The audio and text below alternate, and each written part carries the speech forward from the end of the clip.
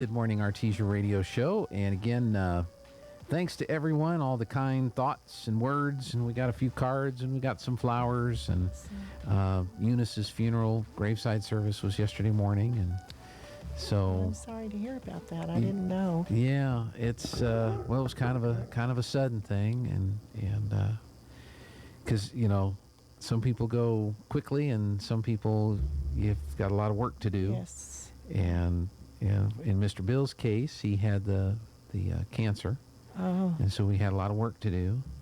And in Eunice's case, she had a stroke and died 2 days later, 3 days later, Monday, Tuesday, yeah. So she didn't have to really go through the effects of the stroke. That's right.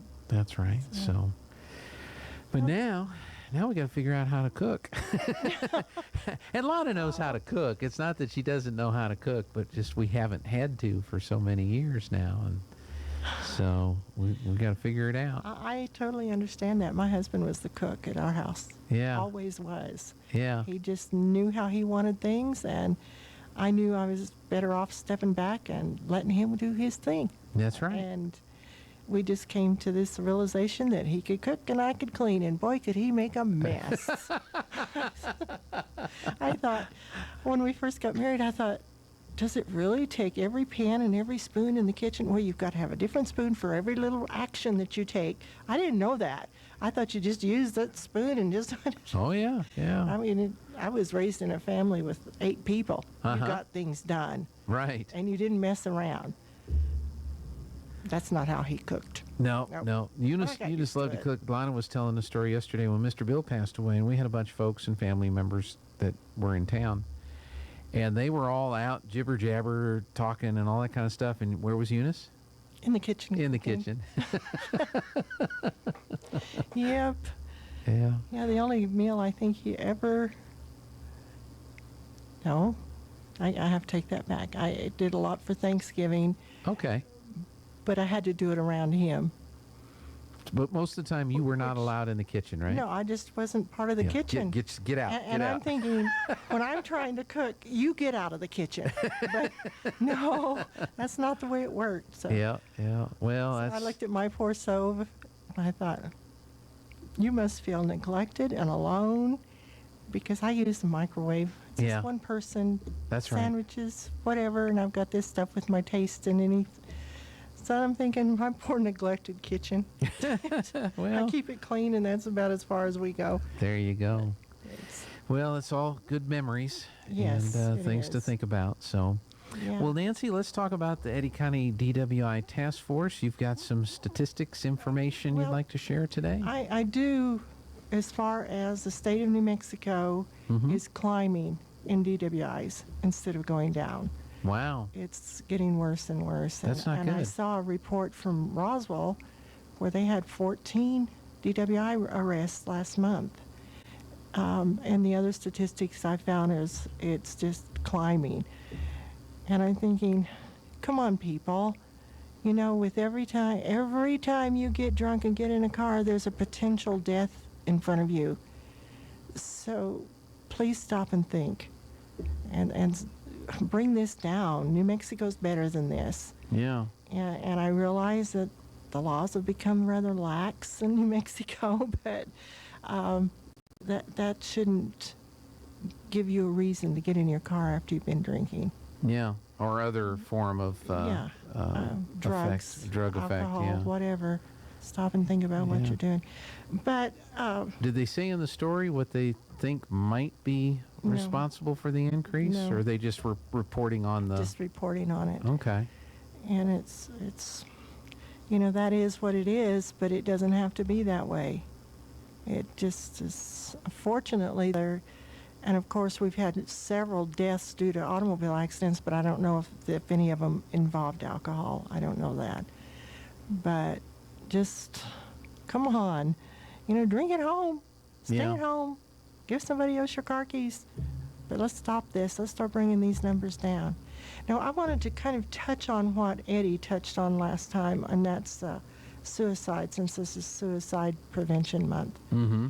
And there was sent some information that there is a new phone number that you can call if you're if you have the slightest thoughts of suicide. Okay.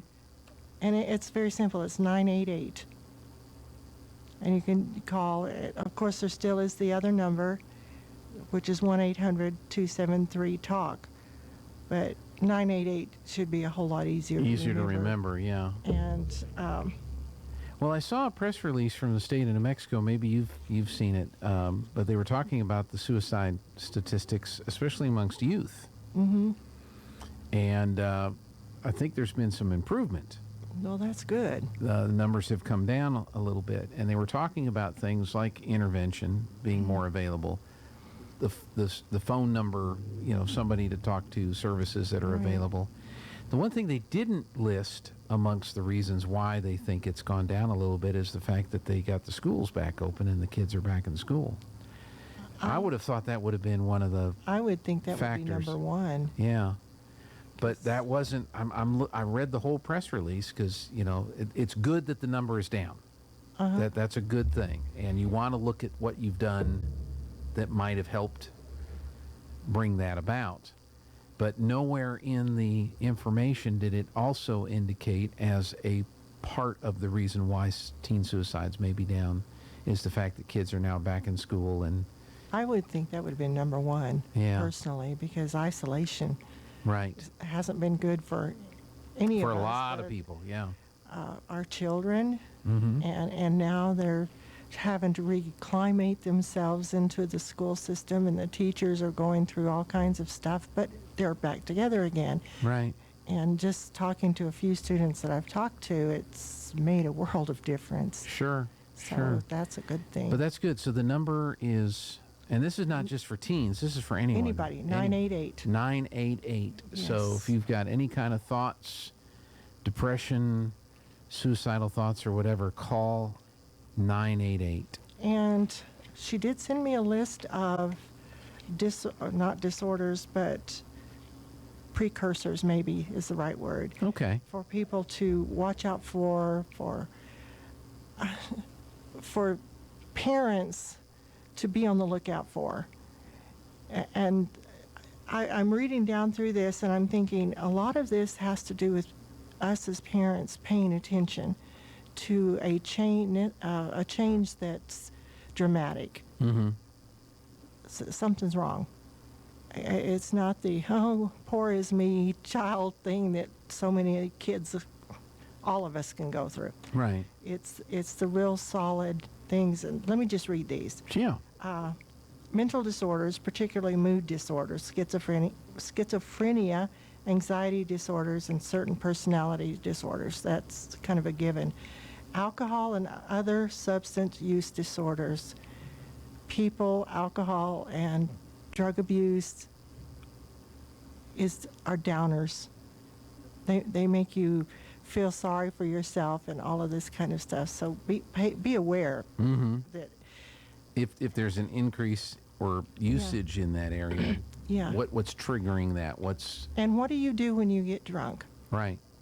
Are you this happy-go-lucky person or do you get in a fight with somebody, go home and beat up your wife, hurt your children, whatever? Then you've got a problem, and you need to address it. Right. Hopelessness, and we've all felt that at times, but it hasn't gone that far. But watch out and see if your kids are just down and without hope, and find out what the reason is. Get involved. Impulsive or aggressive tendencies. Okay. History of trauma or abuse. Major physical illnesses that might be, you've lost a parent through cancer or whatever. Mm-hmm. Previous suicide attempts, family history of suicide, job or financial loss. That's a big one for adults. Right. Loss of relationships, and we all know that that's even from, as losing my husband and this kind of stuff. You just go through these things. But we can just go through them all we want to, but sometimes we need some help. So don't be afraid to call and ask. Easy access to lethal means. That's a gun or knife or hanging themselves or whatever. Mm-hmm. Local clusters of suicide. And we've seen that happen where one suicide and then it just snowballs. There's others that come along with it because they see that one and Yeah. think that, well, this is what we need to do. Lack of social support and sense of isolation. That's what we were just talking about. These kids that were just suddenly lost all their friends, couldn't go to school, couldn't interact with anybody. It had its consequences, That's right. not only for kids, but a lot of adults. Adults, the teachers, I mean, Everybody. the whole system. Yeah. Yeah, that year was a complete disaster. Stigma associated with asking for help. And I think that's a big one. Yep. It doesn't hurt to ask for help. That doesn't mean that you're less of a person or anything else. It means that you need some help. Right. And get yourself to where that's okay. I don't know about the younger adults, but we as older adults, and maybe you can verify this or not, we were raised to be self-sufficient. We were raised with buck it up and get on with your life, that kind of attitude and mentality, so we don't even know how to ask for help. Right. But Right. Oh, you're right. Going to have to learn somewhere along the way. Yep. And that it's okay. It's okay. That doesn't mean that you're a weak person or anything. It's just that, hey, I need some help. That's right. That's right. And there's nothing wrong with that. No, there isn't.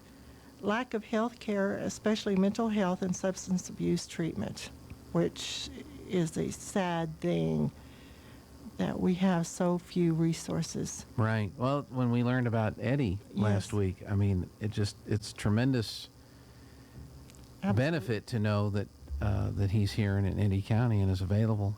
Yes. But even he can get, I'm sure, overwhelmed Yeah. and could use some help. So. Yes.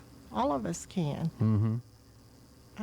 Cultural and religious beliefs, such as the belief that suicide is a noble resolution of a personal dilemma. Now, I don't know I'm not aware. what Most that of your is. mainstream of religions that I know of are not. No. That's not. I've thought Yeah, there are those, I'm sure, but I'm going to have to put my granddaughter on this. She loves to look up stuff like this. Exposure to others who have died by suicide in real life or because of the media and internet that are. sometimes it glorifies. It glorifies Yeah. suicide. And we have to be really, really careful with that. That's right. That's right. Stay strong. Hey, that's Stay strong, and part of being strong is asking for help. And there is help available. And again, that phone number is 988. So you get stuck, you have a question, you're questioning things, Yes. and you want to talk to someone and find out what resources are available. 988. Do we have time to go through this other part? We have about 2 minutes left, Okay. so yeah. This is knowing the warning signs for yourself and what to look at for other people, especially within your family. Mm-hmm. Talking about wanting to die or killing themselves, take it seriously. Right. Sit down and talk about it. Don't say, they're just going through a phase, all these catchphrases that we Yeah. No, sometimes talk use. about it. Yeah. Let's talk about what they're talking about and what they're feeling and what their emotions are. Looking for a way to kill themselves, like searching online for buying a gun. I had a friend that did that. Totally shocked everybody, had no earthly idea. But that was one of the warning signs. He'd never owned a gun in his life. Yeah. Yeah. Why now? Why now? Mm-hmm. Of course, then I didn't understand what was talking about feeling hopeless or having no reason to live. And in our society right now that's going upside down in every direction, I can see where people could feel this way. Talking about feeling trapped or in unbearable pain, Mm-hmm. someone that's sick or whatever. Talking about being a burden to others. And I hope if anybody's out there and they feel that way, that they call somebody, because there's always somebody out there that loves them. Increasing the use of alcohol or drugs, Mm-hmm. acting anxious or agitating, behaving recklessly, sleeping too much or too little, withdrawing or isolating themselves, showing rage or talking about seeking revenge, and extreme mood swings.